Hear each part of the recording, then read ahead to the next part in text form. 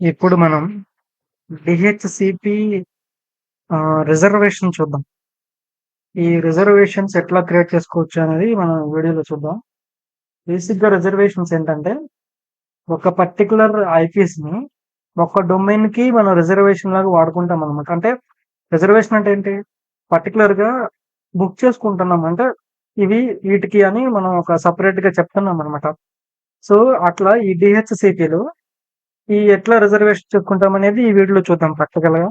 So, దీనికోసం ఏంటంటే నాకొక డొమైన్ కంట్రోలర్, ఒక వర్క్ గ్రూప్ కావాలి. సో, ఇక్కడ నేను వర్క్ గ్రూప్‌లో ఐపీ అడ్రెస్‌ని అసైన్ చేయలేదు. అంటే ఐపీ అడ్రెస్‌ని ఇవ్వలేదు. ఆటోమేటిక్‌గా పెట్టున్నాయన్నమాట. సో, డీహెచ్‌సిపి అంటే ఆటోమేటిక్‌గా అసైన్ అవుతుంది కదా! సో, ఇప్పుడేంటంటే డొమైన్ కంట్రోలర్‌లో గో టు స్టార్ట్ సర్వర్ మేనేజర్‌లో మనకి టూల్స్‌లో మన డీహెచ్‌సిపి సర్వర్‌ని సెలెక్ట్ చేసుకుంటాం. ఓకే.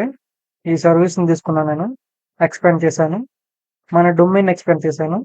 ఐపీవీ4ని ఎక్స్‌పాండ్ చేశాను.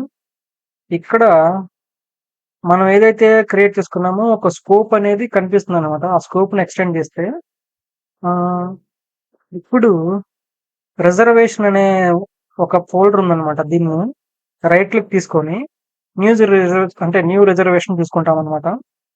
ఈ న్యూ రిజర్వేషన్‌లో బేసిక్‌గా రిజర్వేషన్ నేమ్ ఒకటి పెడతాం. ఏదైనా పెట్టొచ్చు నేము. నేనేంటంటే సిస్టమ్ 2ని నేమ్ ఇచ్చాను నేను అంతే. సో, సిస్టమ్ 2ని B1 అని నేను సర్వర్ నేమ్ ఇచ్చాను. రిజర్వేషన్ నేమ్ దగ్గర.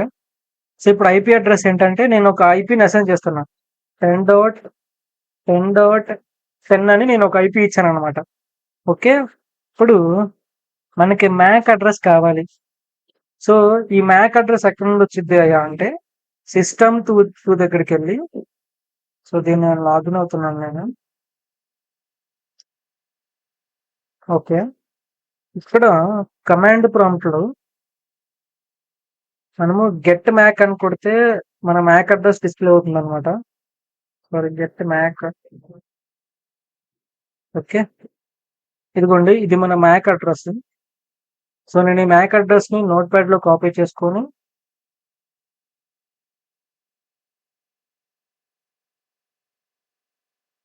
ఓకే.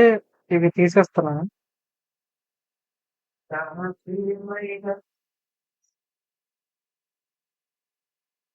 ఈ మ్యాక్ అడ్రెస్‌ని కాపీ చేసి మనకి మ్యాక్ అడ్రెస్ ఎక్కడైతే అడుగుతుందో నేను అక్కడ పేస్ట్ చేశాను. ఓకే. ఇప్పుడు డిస్క్రిప్షన్ పెద్దగా నీడ్ ఏం లేదు.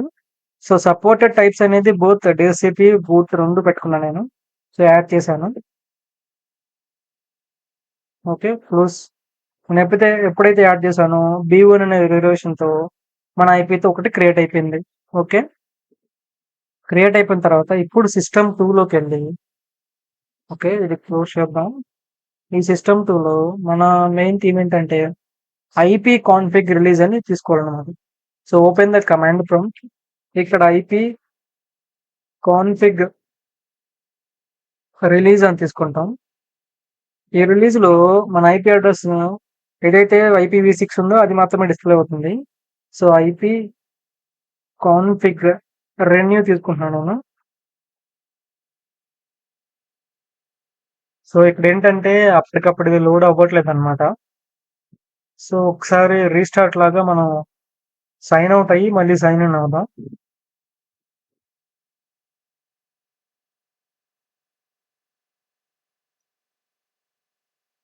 Yeah! Windows CMD IP config release. So, ఇక్కడ జస్ట్ ఐపీవీ6 నుంచే మనకి ఇన్ఫర్మేషన్ వచ్చింది.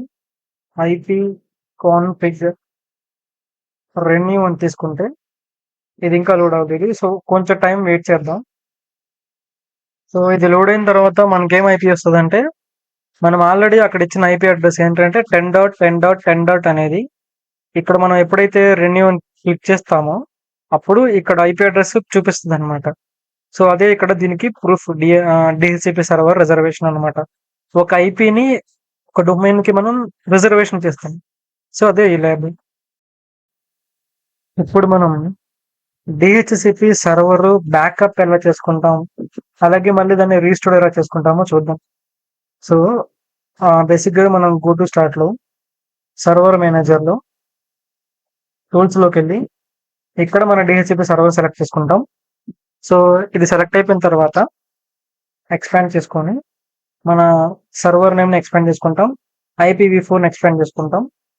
సో మనకి బేసికల్గా కనిపించేది ఇదనమాట. ఇప్పుడు ఏంటి అంటే డిహెచ్సిపి కన్సోల్లోకి వెళ్తాం. ఓకే, వచ్చిన తర్వాత సర్వర్ నేమ్ ఎక్స్పాండ్ చేసుకొని సర్వర్ నేమ్ మీద రైట్ క్లిక్ తీసుకొని బ్యాకప్ అనే దాని మీద క్లిక్ చేస్తాం. సో బ్యాకప్ వచ్చిన తర్వాత ఇక్కడ ఏంటంటే మన బ్యాకప్ ఫైల్ ఏదైతే ఉందో దాన్ని సెలెక్ట్ చేసుకుంటాం. సో మన బ్యాకప్ ఫైల్ ఎక్కడుంది?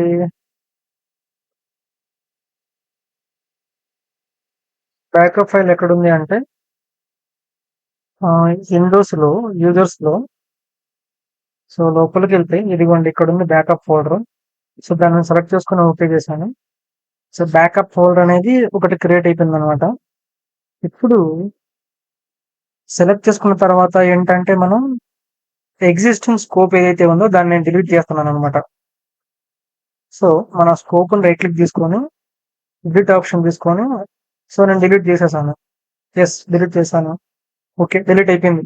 మన స్కోప్లో ఏం లేదు. సో ఇప్పుడు ఏంటంటే డిహెచ్సిపి కన్సోల్ ఏదైతే ఉందో దాన్ని ఎక్స్పాండ్ చేసుకొని మన డొమైన్ మీద రైట్ క్లిక్ తీసుకొని రీస్టోర్ తీసుకుంటాం అనమాట. సో రీస్టోర్ తీసుకొని ఇక్కడ రీస్టోరేషన్ ఎక్కడైతే మనం ఇందాక బ్యాకప్ ఇచ్చామో ఆ ఫోల్డర్ని ఓకే చేసుకొని ఎస్ కొడతాం. ఇది కొంచెం టైం తీసుకుంటుంది అనమాట. ఇది రీస్టోర్ అవ్వగానే మన స్కోప్ ఇందాక ఏదైతే ఉందో ఆ స్కోప్ మళ్ళీ డిస్ప్లే అయింది.